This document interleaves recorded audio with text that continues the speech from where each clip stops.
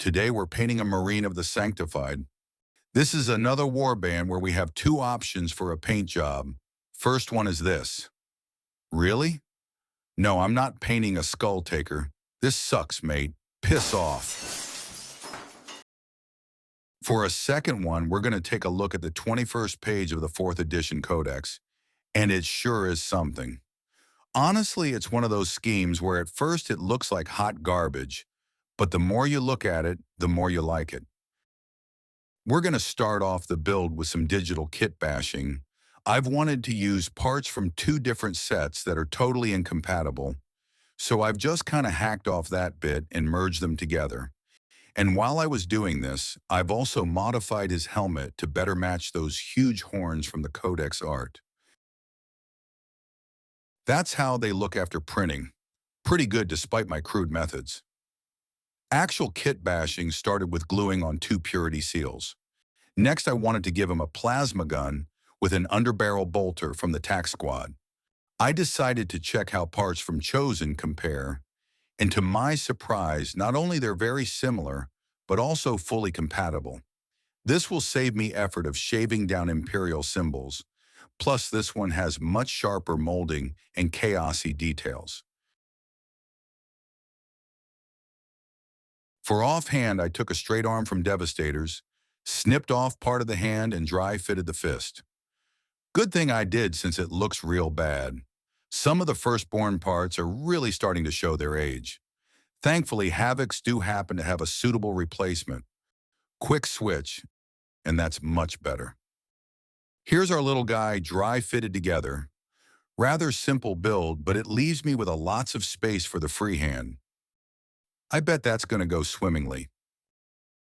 I finally got myself gray primer.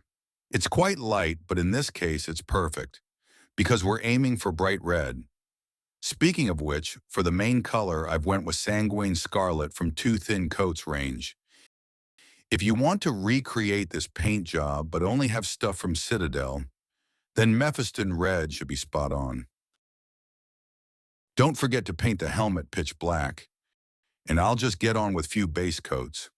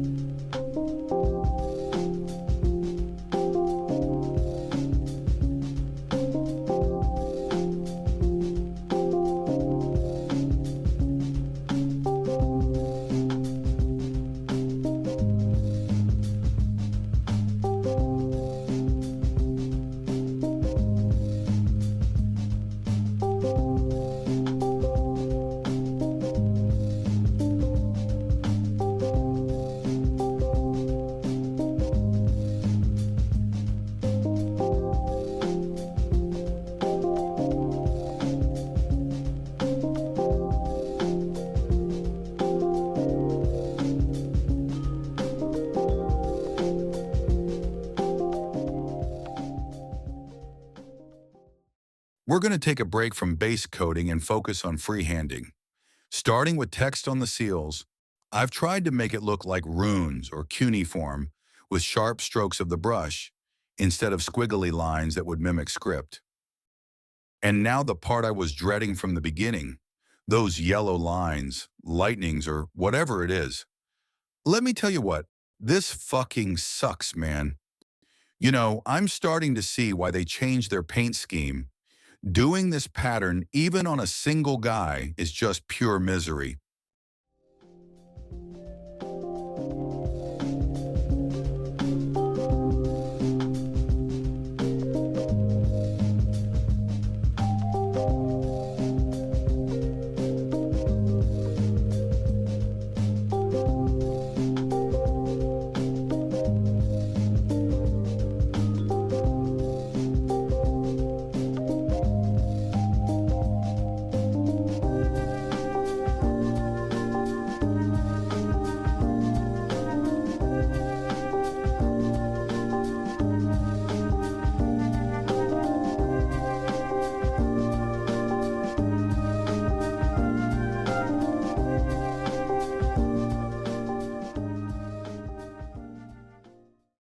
Wow, never doing that again. Let's wrap up blocking out colors with metals, my main state gunmetal for silver bits, and switch to bronze for this little chaos star and barrel shroud. Next step is shading. For this, I'm mostly using some heavily thinned down mix of red and black. But later, there will be few details where good old washes will work a bit better.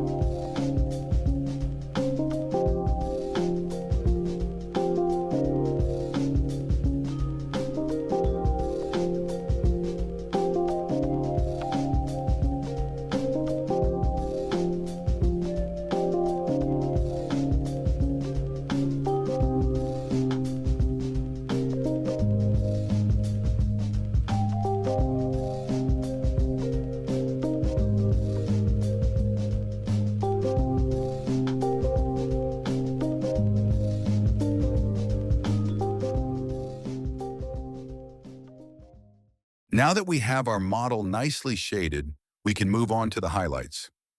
As always, we will begin with our main color. This paint is just slightly brighter than our base, so it's quite subtle, but it's an important stepping stone for the next layer, with the same color but mixed with some yellow. This was applied much more sparingly, mostly on sharp or upper-facing edges.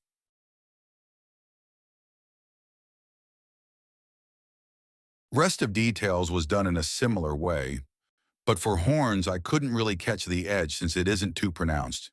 So instead this was done with a dry brush. And after a little cleanup, it looks pretty nifty. And then I did a second layer of highlights with brighter gray, so I had to clean up once more. Not exactly my smartest move.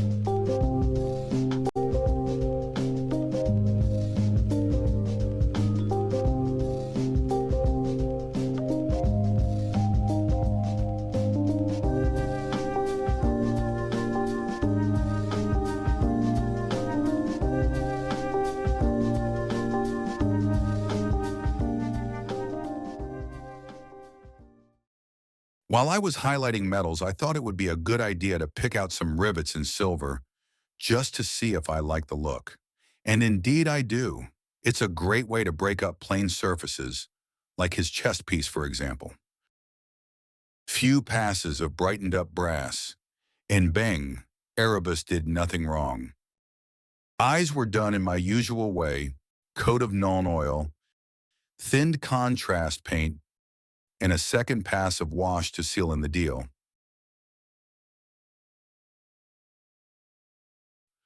Coils on the gun were painted with 3 layers of slightly diluted white, first covering 3/4, second around half, and a final dot on the corner to make it look all glowy.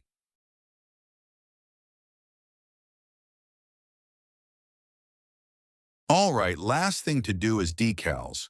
We're doing 2 this time. Give shoulder pads light spray of gloss coat. This isn't necessary, but it does help. Next, I apply the transfer with the help of decal softener. Once it sits in a correct spot, I drench it few more times with Mark Fit. Lock it in with a coat of gloss, and after matting it down, I've called it done.